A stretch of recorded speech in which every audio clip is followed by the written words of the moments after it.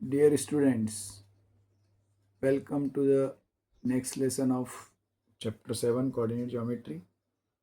पिछले लेसन में हम क्वेश्चन नंबर 6 तक कर चुके हैं. अब इस एक्सरसाइज के बचे हुए क्वेश्चंस करने हैं.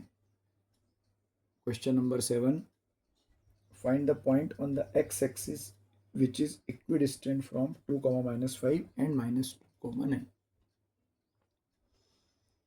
दो पॉइंट हैं, इनका नाम अगर हम लिखते हैं ए और बी. ए है 2, -5, बी है -2, 9. हमें एक ऐसा पॉइंट पता करना है जो इन दोनों से इक्वल डिस्टेंस पे हो और उसका वाई और वो एक्स एक्सिस पे हो. अब एक चीज़ हमको पता है कि जो भी पॉइंट एक्स एक्सिस पे होता है उसका वाई कोऑर्डिनेट हमेशा 0 होता है.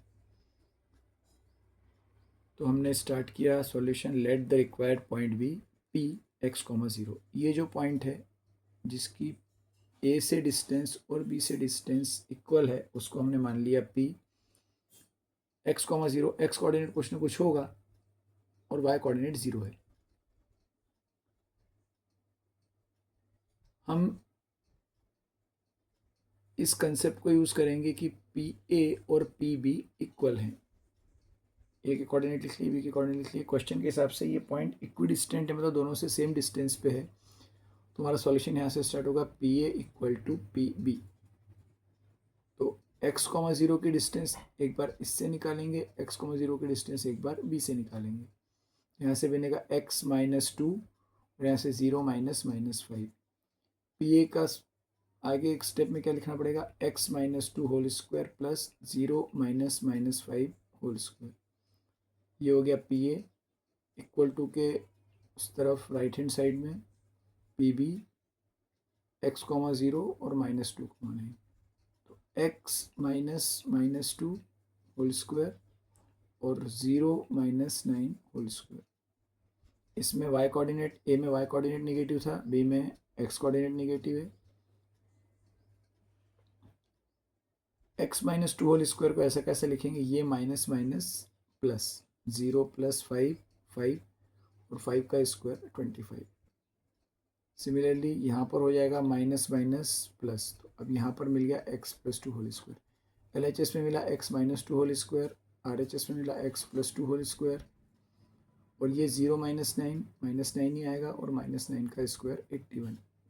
हम यहाँ तक पहुँच चुके हैं. √x -2 whole square plus 25 equal to में √x + 2 होल स्क्वायर प्लस 81.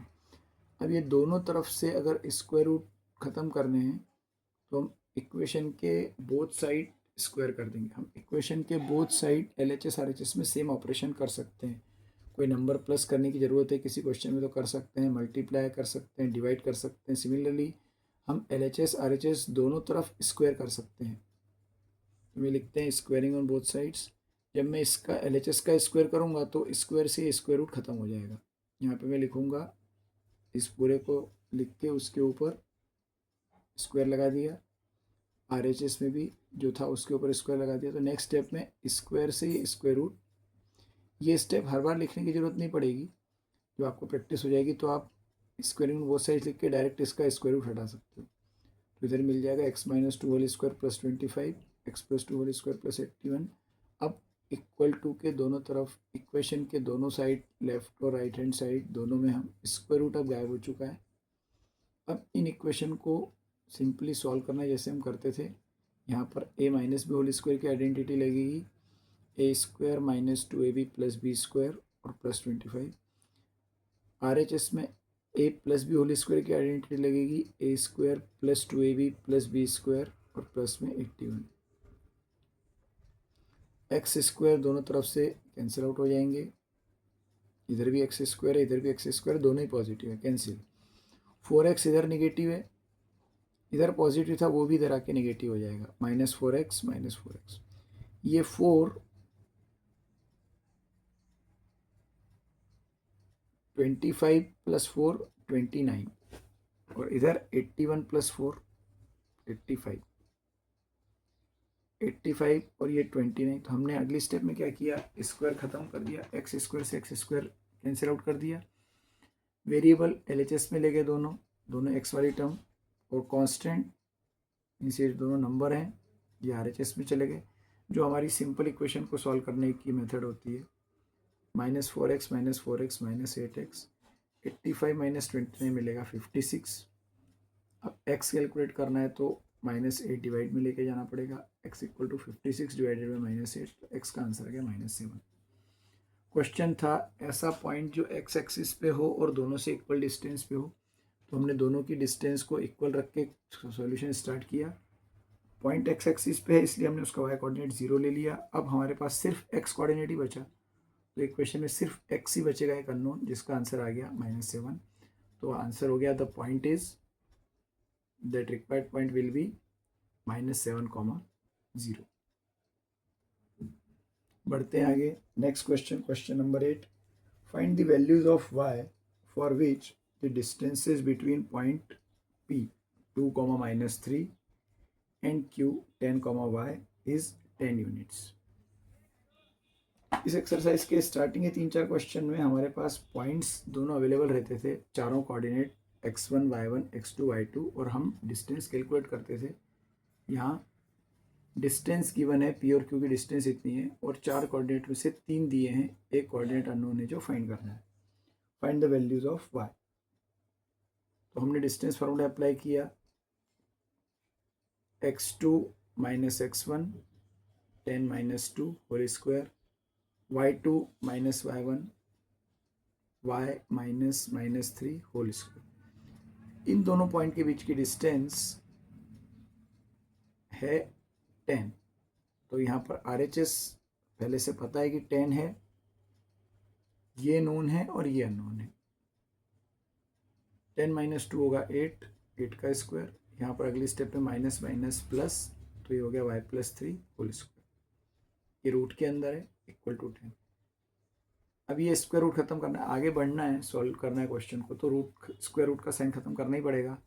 तो मेथड फिर से वही जो पिछले क्वेश्चन में की थी, स्क्वायरिंग ऑन बोथ साइड्स। में 8 का स्क्वायर होता है 64, तो 64 + y+3 होल स्क्वायर, ये रूट के अंदर है। इस पूरे LHS को ब्रैकेट में बंद करके स्क्वायर, और RHS में 10 है तो 10 का स्क्वायर, दोनों साइड स्क्वायर कर दिया। 10 का स्क्वायर तो 100 हो जाएगा।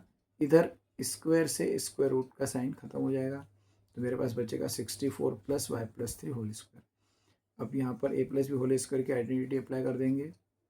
64 का एज इट इज लिखेंगे, this is a² + b² + 2ab equal to 100। अब ये y² मिला, मतलब ये इक्वेशन क्वाड्रेटिक बनने वाली है। y² लिख लिया, 6y लिख लिया, 64 + 9 73 हो गया, और ये 100 RHS से LHS में ले आए, प्लस से माइनस कर दिया और इक्वल टू में 0। नेक्स्ट स्टेप में y² as it is, 6y as it is, 73 - 100 -27 आएगा, इक्वल टू में 0। तो ये हमारी इक्वेशन एक क्वाड्रेटिक इक्वेशन बन गई। हम इसको स्प्लिट द मिडिल टर्म वाली मेथड से सॉल्व करेंगे, और जिन स्टूडेंट्स को मिडिल टर्म को स्प्लिट करने में थोड़ी भी प्रॉब्लम है, वो क्वाड्रेटिक फार्मूला अप्लाई करके कभी भी कर सकते हैं। किसी भी क्वाड्रेटिक इक्वेशन को आप क्वाड्रेटिक फार्मूले से सॉल्व कर सकते हो। थोड़ा सॉल्यूशन लंबा हो सकता है, लेकिन आंसर ज़रूर आ जाएगा। हमारी जो मेथड होती है, हम a और c का मल्टीप्लाई करते हैं, जो हमने चैप्टर 4 में पढ़ा है क्वाड्रेटिक इक्वेशन में। a की वैल्यू 1, c की वैल्यू -27। तो मैं 1 और 27 का मल्टीप्लाई करूँगा तो आएगा 27। उसका फैक्टराइजेशन करेंगे 3 3 3। जब भी ये निगेटिव होता है, ये नंबर हमें b की वैल्यू डिफरेंस में चाहिए होती है। हम इन 2 3 को एक साथ कंबाइन करेंगे, 3 3 × 9, 9 3 × 27 हो जाएगा, और 9 और 3 का डिफरेंस भी 6 आ जाएगा। अब 6 पॉजिटिव है, इसलिए 9 को प्लस साइन देंगे, 3 को नेगेटिव साइन देंगे। y² + 9y - 3y - 27। इन दोनों में से y कॉमन आके बचेगा y + 9, यहाँ से -3 कॉमन आके बचेगा y + 9। 2 फैक्टर बन गया y + 9 y - 3 इक्वल टू 0। इन दोनों को एक एक करके 0 का इक्वेट करेंगे, एक आंसर होगा y + 9 इक्वल टू 0, यहाँ से मिला y इक्वल टू -9। दूसरा y - 3 इक्वल टू 0, तो मिला y इक्वल टू 3। क्वेश्चन था find the values of y की ऐसी वैल्यूज़ फाइंड कीजिए। क्वेश्चन में भी वैल्यूज़ प्लूरल में इसीलिए लिखा है क्योंकि 2 वैल्यूज़ मिलने वाली हैं। पिछले क्वेश्चन में, क्वेश्चन नंबर 7 में x का एक ही आंसर आया था -7, -7, 0, वो पॉइंट था जो इक्विडिस्टेंट था। यहाँ पर इन दोनों पॉइंट के बीच की डिस्टेंस 2, -3 और 10, y, इनकी डिस्टेंस 10 यूनिट आएगी।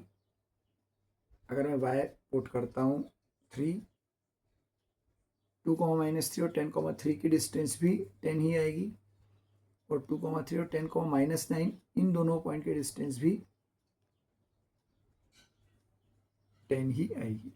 तो y की ऐसी दो वैल्यूज पॉसिबल हैं, तो ये दोनों आंसर में है, y equal to 9 and y equal to 3। तो इस लेसन में हमने क्वेश्चन नंबर 7 और 8 ये दो किए।